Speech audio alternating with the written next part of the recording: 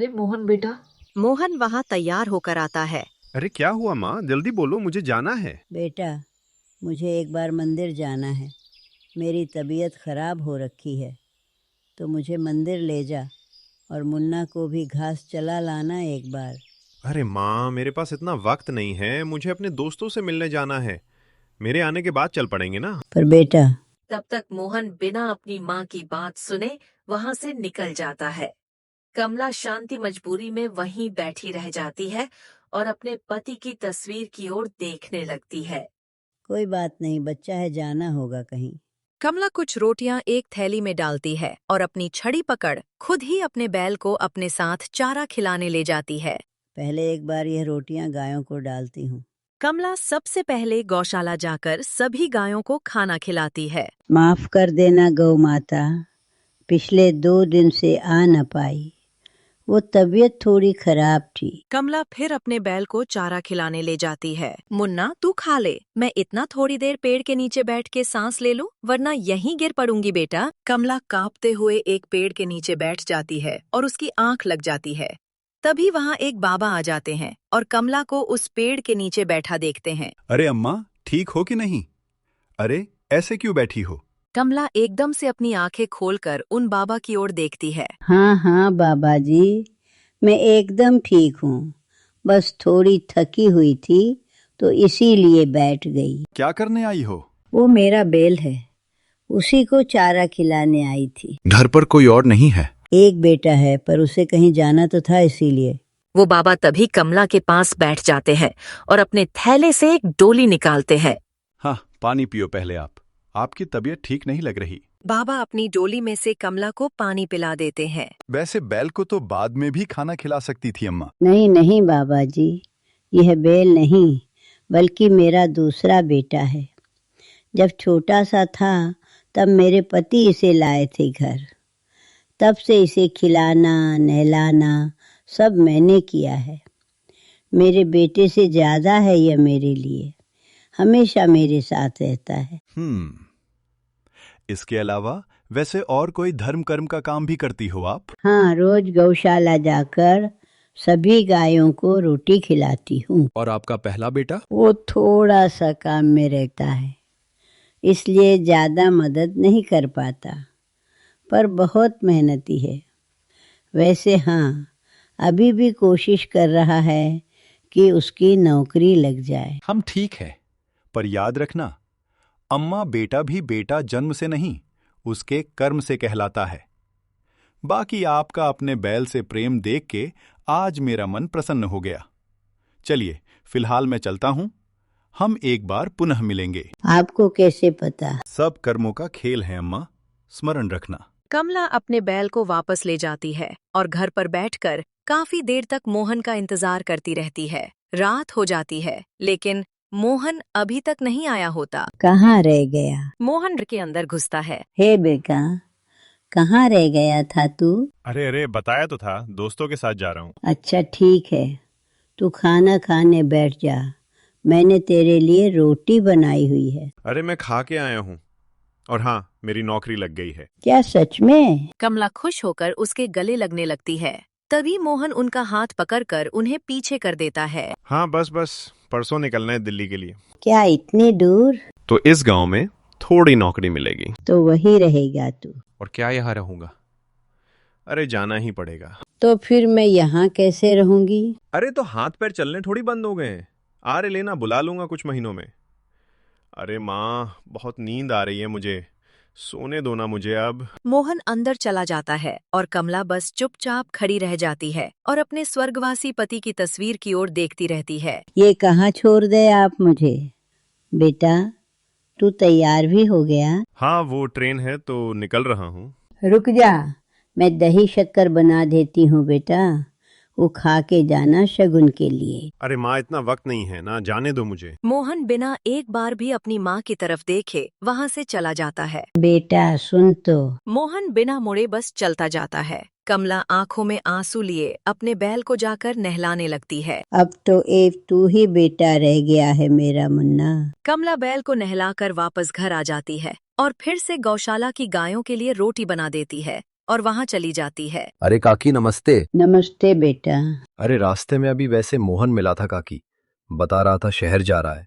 हाँ बेटा, वो नौकरी लग गई है उसकी। अच्छा, लेकिन अब आपका ध्यान कौन रखेगा? नहीं नहीं बेटा, वो कह रहा था कि थोड़े महीनों बाद मुझे भी अपने पास बुला लेगा। अरे काकी तुम समझ क्यों नहीं रही हो? वो नहीं बुलाएगा। आपकी तबीयत खराब होती थी तो कभी अस्पताल भी नहीं लेके जाता था वो। काकी आप समझो, वो अब नहीं आने वाला है। नहीं नहीं, ऐसा नहीं है, वो जरूर आएगा। काकी पर अरे मैंने कह दिया ना कि आएगा। कमला गुस्से में वहाँ से चली जाती है और फटाफट सभी गायों को रोटी खिला के वापस आ जाती है। कमला एक बार फिर से अपने पति की तस्वीर की तरफ देखती है। ऐसे ही कुछ भी बोलते हैं, बताओ तो क्यों नहीं आएगा अपनी माँ के पास? वो जरूर आएगा, वो बेटा है मेरा, तो क्यों नहीं आएगा वो? दिन यूं ही बीत जाते हैं, लेकिन मोहन नहीं आता। कमला रोज दहलीज के सामने बैठी उसका इंतजार करती और उस दहलीज से ना उसका बेटा अंदर आता, ना ही उसका भेजा कोई संदेश। कुछ महीनों बाद कमला चुपचाप बैठी दरवाजे के बाहर देख रही थी कि तभी उसके बैल के रभाने की आवाज वहां आती है। इसे क्या हुआ? कमला बाहर झुककर देखती है कि बैल के खोर में चारा खत्म हो चुका है। हे भगवान, इसके चारे को तो मैं भूल ही गई। कोई नहीं, आज वहीं खिला लाती हूँ, काट के भी ले आऊंगी साथ में ही। कमला अपने बैल को फिर से चारा खिलाने ले जाती है, लेकिन जैसे ही वो गांव से गुजर रही होती है, तभी उसके कान में गांव के लोगों की आवाजें पड़ने लगती हैं। बता तो कैसा बेशरम बेटा है, अपनी माँ को अकेला छोड़कर। और नहीं तो क्या, बेचारी पूरा दिन अकेले ही लगी रहती है, कभी खाना बनाए, कभी इस बैल के पीछे। बेचारी यही जिंदगी झेलते झेलते चली जाएगी किसी दिन। पर इसका बेटा तो झांक के भी ना देखेगा। हाँ, कमला का दिल ये सारी बातें सुनकर चूर चूर हो जाता है। कमला अपने आंसू छुपाकर तुरंत वहां से निकल जाती है। कमला पेड़ के नीचे बैठकर सुबक सुबक कर रोने लगती है। तभी उसका बैल वहां आता है। क्या हुआ मुन्ना? मुन्ना अपनी नाक कमला के गालों पर लगाकर उसके आंसू पोंछने लगता है। अरे तुझे दुख हो गया अपनी माँ को रोते देख? तभी सामने से एक बार फिर से वो बाबा वहां आ जाते हैं। माँ के रोने पे बेटे को दुख तो होगा ही, वरना वो बेटा कैसा जिसे अपनी माँ का दर्द महसूस ना हो। अरे बाबा जी आप। मैंने कहा था ना कि हम पुनः मिलेंगे। क्या हुआ, आप रो क्यों रही हो? कमला उन्हें सारी बात बता देती है। पुत्र मात्र जन्म से नहीं, कर्म से कहलाया जाता है, परंतु तुमने अपनी माँ होने की जिम्मेदारी पूरी तरह से निभाई है। ये इस बैल का प्रेम देखकर समझ आता है। आप अपनी पूरी श्रद्धा से गौ सेवा करती हैं, इस बैल को बेटे की तरह मांगती हैं, बदले में ना कुछ मांगती ना कुछ कहती, फिर चाहे वो अपना रक्त ही क्यों ना हो। अभी भी देखो तुम उसे कुछ कह नहीं रही, बस चुपचाप रोए जा रही हो। तुम भी इन गाय बैलों की तरह हो जो निस्वार्थ बिना कुछ मांगे खेत जोतते हैं। जो 2 दिन के बछड़े के लिए होता है ये वो हमें दे देते हैं, परंतु कुछ मांगते नहीं। तुम भी वैसी ही हो अम्मा, जो बिना कुछ मांगे बस न्योछावर किए जा रही हो। कमला बिना कुछ कहे अपना सर झुका लेती है। जिसका मन गौ माता की तरह पवित्र हो, उसे ये पीड़ा शोभा नहीं देती। वो बाबा अपने कमंडल से कुछ निकालते हैं और उसके बैल को खिला देते हैं। तभी वो बैल देखते ही देखते एक इंसान में बदल जाता है। कमला ये देखकर एकदम से चौंक जाती है। ये क्या है? तुम्हारा पुत्र।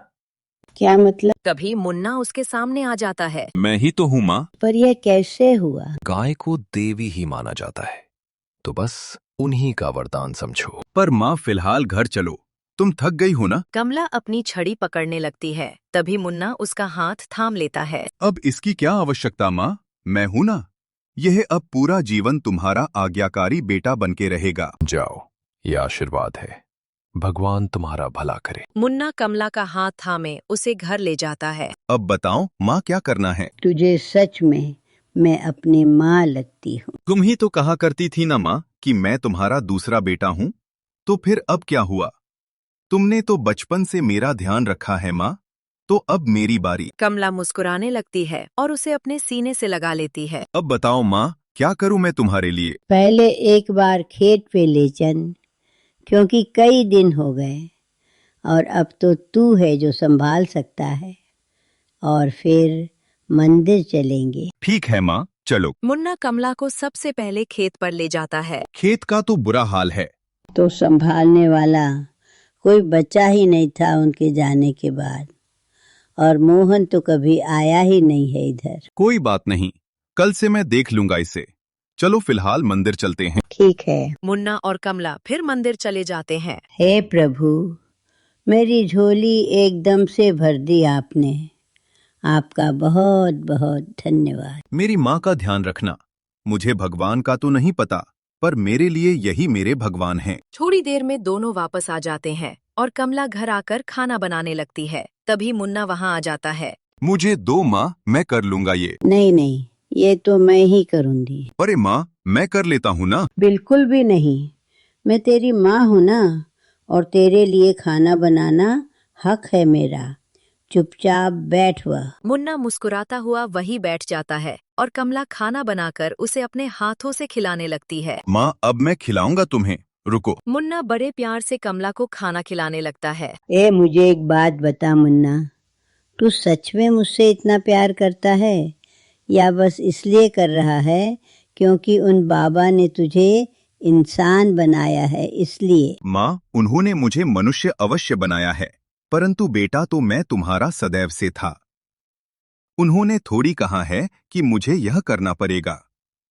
उन्होंने तो मुझे मात्र इंसान बनाया, क्योंकि उन्हें पता था कि मेरी इस माँ को कितना प्यार करता हूँ मैं जो कह रहा हूँ वो अपनी मर्जी से कह रहा हूँ माँ, और करता रहूंगा। ये सुनते ही कमला की आंखों से आंसू टपक जाते हैं और मुन्ना प्यार से उनके आंसू पोंछता है, फिर उनको खाना खिलाने लगता है। अगले दिन सुबह होते ही मुन्ना खेत जाने के लिए तैयार हो जाता है। अरे रुक, पहले दही चीनी खा कर जा, आज तेरा पहला दिन है, शुभ होता है। मुन्ना आकर कमला के पैर छू लेता है। जीता रहे, जो भी करे उसमें कामयाबी मिले तुझे। बस मेरे लिए तो यही शुभ है, मेरी माँ का आशीर्वाद। कमला हंसकर उसे दही चीनी खिला देती है। कमला का मन, जो कि अपने बेटे के जाने से एकदम खाली हो चुका था, वो उसके दूसरे बेटे ने पूरी तरह से खुशियों से भर दिया था। दिन महीनों में बदल जाते हैं और महीने सालों में, लेकिन मुन्ना कमला को किसी भी चीज की कमी नहीं आने देता। कई सालों बाद सुन मेरी बात ध्यान से बेटा। नहीं नहीं माँ, तुम ये नहीं कर सकती। तुम नहीं जा सकती मुझे छोड़ के। मैं कहाँ जाऊंगा तुम्हारे बिना? मेरा तो कोई भी नहीं है इधर तुम्हारे अलावा माँ। अरे मेरे राजकुमार, मेरे लाडले, तू तो श्रवण है मेरा। तू भूल गया अपना पहला रूप, बैल का मन का सच्चा, और किसी पवित्र घाट के पानी की तरह एकदम साफ। तो तुझे कौन पसंद ना करेगा? तुझे तो हर कोई पसंद करेगा। नहीं माँ, नहीं, मुझे हर कोई नहीं चाहिए माँ, मुझे तो बस आप चाहिए। बस आप रुक जाओ मेरे लिए माँ। पर मैं तो तुझे देखती ही रहूंगी, ऊपर पर तारों में बैठी, तो देख लेना मुझे जब भी याद आऊं। पर आसमान में तो अनगिनत तारे हैं ना माँ, मैं कैसे ढूंढूंगा तुम्हें?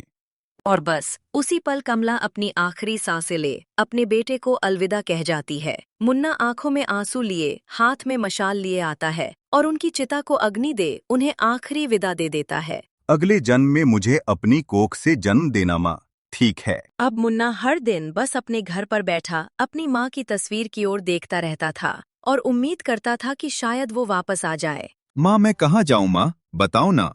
मुन्ना कुछ देर तक यूं ही बैठा रहता है और फिर उठकर वहां से चला जाता है। मुन्ना अकेलेपन में खोया हुआ सीधा जंगल पहुंच जाता है और जाकर चुपचाप तालाब के सामने बैठ जाता है और बस अपनी माँ के बारे में सोचने लगता है। तभी वो बाबा एक बार फिर से वहां आ जाते हैं। आज अपनी माता के बिना बैठे हो मुन्ना। मुन्ना पलटकर बाबा की तरफ देखता है। अरे आप! क्या हुआ, इतने उदास क्यों हो? माँ चली गई, वो चली गई मुझे छोड़ के। हम तो ये तो जीवन का घेरा है, हम तो ये जीवन की माया है बेटा, इसमें क्यों रोते हो? पर अब मैं क्या करूं? मैं तो इंसान ही उन्हीं की वजह से बना था। अब मैं कहाँ जाऊं? मेरा मतलब क्या है? मैं क्यों हूं? अब यहाँ हूं। आप ही ने ही बनाया है ना मुझे, तो आप ही बताओ कि मैं क्या करूं? तुम्हें क्या लगता है, जो इस धरती पर आए हैं उन्हें क्या पता होता है कि वो क्यों आए हैं? वो भी इसी मझधार में फंसे हैं। जीवन के भाग्य बताया नहीं जाता, ढूंढा जाता है बेटा, और तुम्हें भी ढूंढना ही पड़ेगा। अपनी माँ के आशीर्वाद पर भरोसा रखो। वे भले ही अब नहीं हैं, परंतु उनकी मांगी मन्नतें तुम्हारे साथ सदैव रहेंगी। बेटा तुम बस चलते रहो और रास्ता अपने आप तुम्हें दिख जाएगा। घर वापस आ जाता है, लेकिन जैसे ही वो घर आता है तभी उसे दिखता है कि सामने कमला का बेटा मोहन खड़ा है और उसके साथ कई लोग भी खड़े हैं। अरे आप लोग कौन हैं? अरे तू कौन है ये बता। ये मेरा घर है। हैं? ये तेरा घर कैसे हुआ? ये मेरा और मेरी माँ का घर है। अरे आप मोहन भैया हैं। हम पर तू कौन है और तेरा घर कैसे हुआ? ये घर पहले मेरे पिता के नाम पे था और फिर माता के नाम पे और अब मेरे नाम पे होगा। पर मैं यहीं रहता हूँ। वो मेरी भी माँ की तरह थी, एक तरीके से माँ ही थी मेरी। अरे पटवारी जी, आना जरा। और देखो भाई, तुम्हारे पास कोई कागजात हैं जो ये सिद्ध कर सकें कि तुम उनके कोई रिश्तेदार या कोई गोद लिए हुए बेटे हो? नहीं। फिर ये घर इनका है। चाबी दो मुझे, अभी की अभी। पर मोहन उसे धक्का देने लगता है। अबे चाबी दे घर की। मुन्ना डरकर उसे वो चाबी दे देता है। चल अपना सामान ले और अभी के अभी निकल यहाँ से, चल। मुन्ना बिना कुछ कहे अपना सामान लेकर निकल जाता है। अब इस घर के अच्छे पैसे मिलेंगे। आ गया आखिरकार मेरे निकम्मे औलाद। रघुनाथ डरकर खड़ा हो जाता है। मामा आप कहाँ हो? मैं तो कई सालों से यहीं थी बेटा, पर तूने एक बार भी झांक कर नहीं देखा। और माँ तो किसे कह रहा है, मेरी तो एक ही औलाद है जिसे तूने बाहर निकाला यहाँ से। माँ गुस्सा क्यों होती हो? मैं भी तो तुम्हारा बेटा हूँ। बिल्कुल नहीं है। कैसे है तू मेरा बेटा? क्योंकि मैंने तुझे जन्म दिया। बिल्कुल भी नहीं। बेटा जन्म से नहीं, कर्म से बना जाता है। मेरा सिर्फ एक ही बेटा था। गुस्सा मत करो माँ, शांत हो जाओ। तेरी हिम्मत कैसे हुई मेरे बेटे को इसी के घर से निकालने की? निकल जा यहाँ से अभी के अभी, वरना। सामने घर के दरवाजे की कुंडी अपने आप लग जाती है, जिसे देख मोहन की हवाइयां उड़ जाती हैं। पूरी जिंदगी अकेले इस चार दीवारी में काटनी पड़ेगी। नहीं माँ, ऐसा मत करो। तू अभी के अभी निकल यहाँ से। मोहन तभी के तभी दुम दबाकर वहाँ से निकल जाता है। वहीं दूसरी ओर मुन्ना काफी देर तक रोता हुआ गांव में भटकता रहता है। माँ ये क्या हो रहा है माँ? मुझे अपने पास ही बुला लो ना माँ। तभी उस बाबा के कहे शब्द मुन्ना के कानों में कहीं दूर से गूंज उठते हैं। अपनी माँ के आशीर्वाद पे भरोसा रखो। वो भले ही ना हो, लेकिन उनकी मांगी मन्नतें तुम्हारे साथ सदैव रहेंगी। बेटा तुम बस चलते रहो और रास्ता अपने आप तुम्हें दिख जाएगा। ये क्या था? मुन्ना उस आवाज के पीछे जाने लगता है। तभी उसे अपने सामने एक वृद्धाश्रम दिखता है। ये क्या है? मुन्ना उस आश्रम के अंदर जाकर देखता है कि कई सारे बुजुर्ग आदमी और औरतें वहाँ बैठे हुए हैं। तभी सामने से एक लड़की वहाँ आती है। जी, आपको कुछ चाहिए? ये सब यहाँ क्या कर रहे हैं? ये तो यहाँ रहते हैं असल में। इनमें से किसी के बच्चे नहीं हैं और किन्हीं के बच्चे इन्हें यहाँ छोड़ गए। तब से ये यहीं हैं। तो इनका ध्यान कौन रखता है? हम ही रखते हैं, लेकिन ज्यादा दिन कोई भी नहीं टिकता। सब ये काम छोड़कर चले जाते हैं। मुन्ना कुछ देर तक वहीं खड़ा उन्हें देख रहा होता है और मुस्कुराने लगता है। मुझे काम मिल सकता है यहाँ। हाँ, बिल्कुल। और आपको चिंता करने की कोई जरूरत नहीं है। मैं यहाँ से कभी नहीं जाऊंगा। धन्यवाद माँ, बहुत बहुत धन्यवाद। Thanks for watching.